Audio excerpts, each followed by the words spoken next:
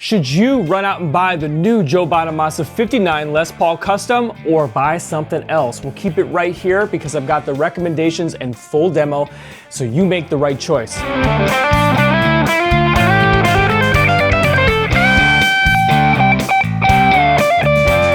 Hey everybody, it's John from Play and Trade Guitars, and if you like new guitar reviews and informative buyer's guides, hit subscribe and join this community of guitar players. You'll be glad you did. I'll tell you what, I've got a full demo today for the brand new Joe Bonamassa 59 Les Paul Custom. Yep, that's a Bigsby on there, gold hardware, Imperial tuners, the works. I got all the specs because I put it on the bench and I ripped it apart. I took a deep dive into the specs, under the hood, and then of course I plugged it in and played it.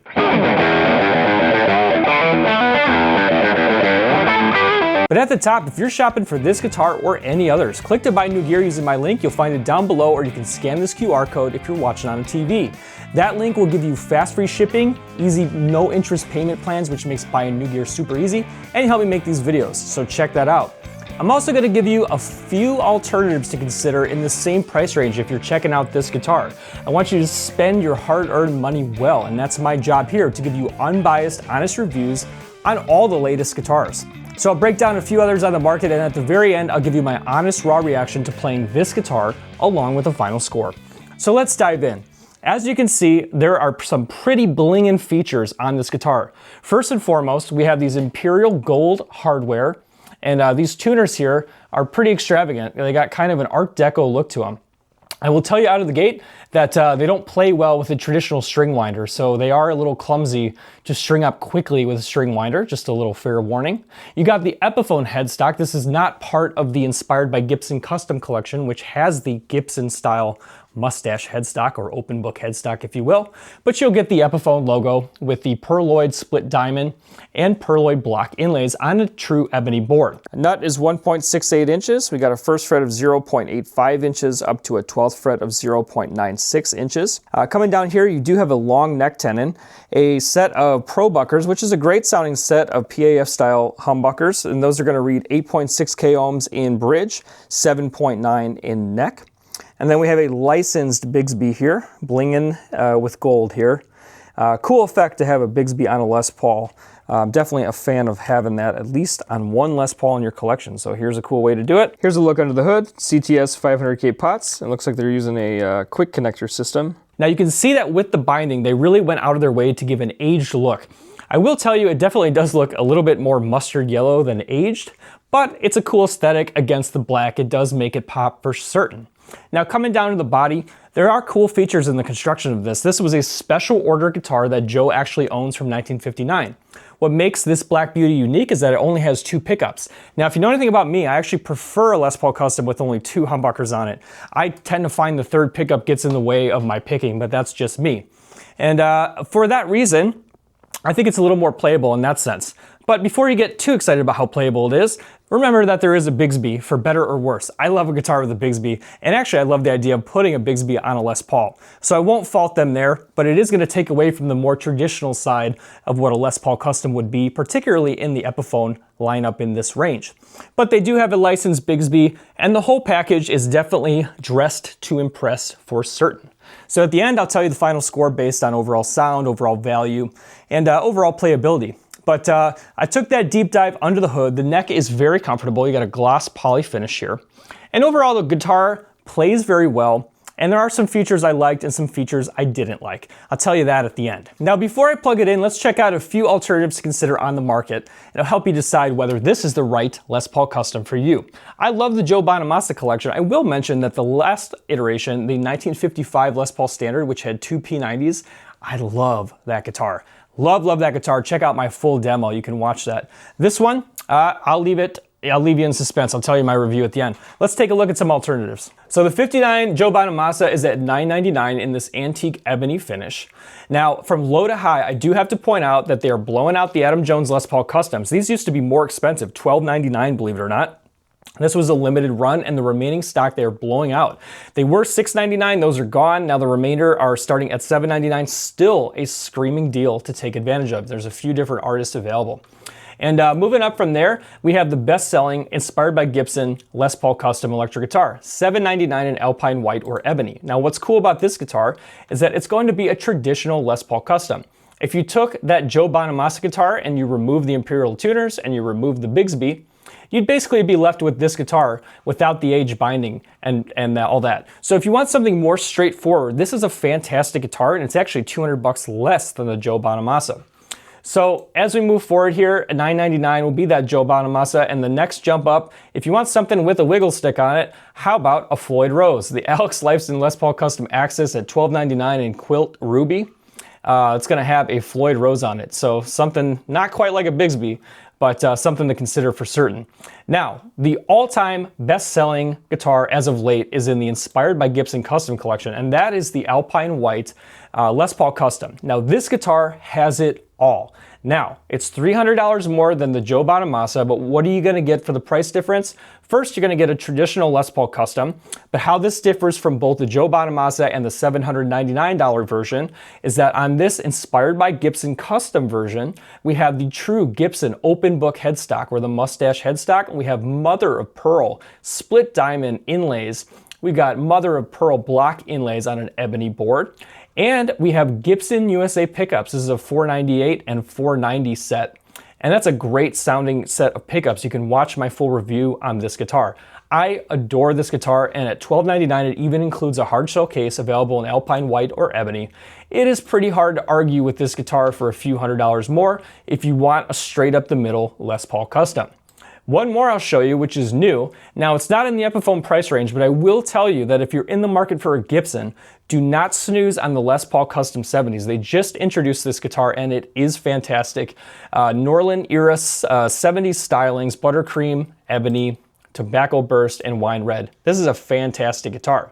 But since we're talking about the Joe Bonamassa, you can basically see that it sits in kind of the mid-tier of pricing below the Inspired by Gibson Custom collection, since it doesn't sport some of those higher end features. The Joe Bonamassa collection is designed to maintain the affordability for all players. So under $1,000, you still get a great feature set. The ultimate question though, is all that bling there for eye candy or for real utility in playing? And as I played this guitar, there are a few things that I'll point out before I plug it in and play it.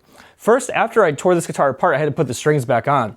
And as I said earlier, I will point out that the Imperial tuners are a little clumsy to work with a traditional string winder. Also, I compared it to a Gretsch to make sure I wasn't going crazy. There's a design flaw here. The posts on this Bigsby, the actual shaft, if you will, that holds the ball end of the string, oh boy. The shaft that holds the ball end of the string is too long, and it makes getting that ball loop over that shaft, oh man, here we go, pretty difficult. So I will point that out. But nonetheless, here comes my favorite part. So that you can make the right decision, I'm going to plug this guitar in. I'm going to give you some direct playing examples, which includes clean and dirty tones. And then I'll fire up a track and let it scream and let it sing so that you can hear it in context and hear it in the mix. On the other side of that, I'll see you for my raw, honest reaction to playing this guitar, along with a final score. I will remind you to hit subscribe, and by the way, this Gibson Les Paul Standard in red is going to one of you very soon. Subscribe and turn on notifications, make sure you're in it to win it, and you won't miss a single new guitar review. Lastly, if you are shopping for this or any of the other guitars that I recommended here, you can use my link so that you get fast free shipping, easy payment plans, and you can rest well knowing that you support me here on Play and Trade Guitars, so thank you. Now let's get plugged in and have some fun. Drop a comment as we go, and I'll see you on the other side for my honest reaction. Let's do this thing.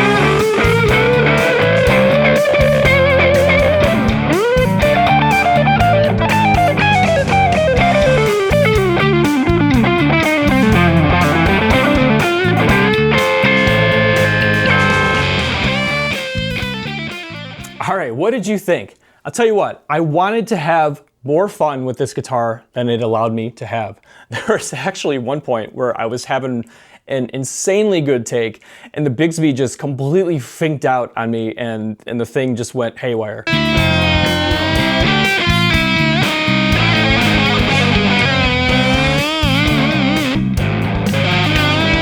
And so tuning stability is going to be a drawback, but we'll get to the pros and cons. Okay, we'll get to the pros and cons of this 59 Les Paul Custom with the Bigsby. Okay, you stuck with me to the end. So here's how I rate a guitar. I base it on 3 overall categories: overall playability, overall sound, and overall value. So let's kick it off with playability. Some of the issues I've already raised. The Imperial tuners are clumsy.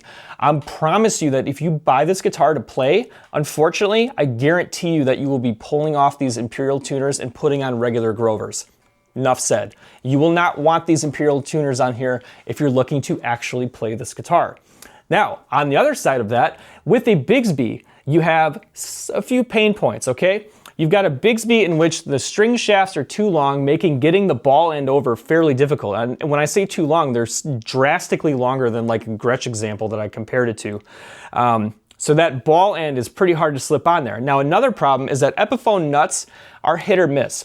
When I use the Bigsby, we are getting some nut binding, particularly on this example, which tells me that at this price range, they might be dressing too much for their britches. They might be dressing a little too well for the britches they're trying to wear, if you know what I mean. So I am starting to get the suspicion that from a playability standpoint, some of these blinged out features are eye candy that are overreaching and under delivering, okay? I'm just gonna say that. The tuners, I don't like. This licensed Bigsby, I don't like. The tuning stability, I don't like. Those are things I don't like. Now, what do I like?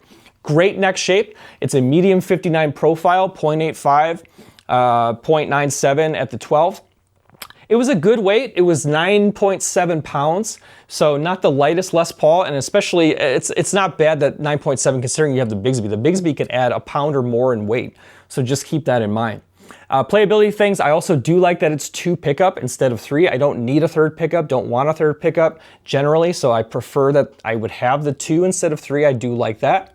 And the ebony feels fantastic, the fret size feels fantastic, and the actual build quality, there were no issues. I did tell you, and this is just a quirk of a Bigsby too, but at this price range on a value budget kind of guitar, I was getting some nut binding with the use of the Bigsby. And another strange thing about the Bigsby, not to harp on it too much, but the spring here was really tight. And it actually popped out at certain points in a way that I have not experienced with other Bigsbys. And I can't really put my finger on it. It just felt very stiff. So that's what I can tell you. The guitar played well. Otherwise, I just couldn't keep the thing in tune. That's kind of part of the deal, I guess. I played much better Bigsbys though, and I like Bigsbys, so I'm not a Bigsby hater. I just had issues with this one.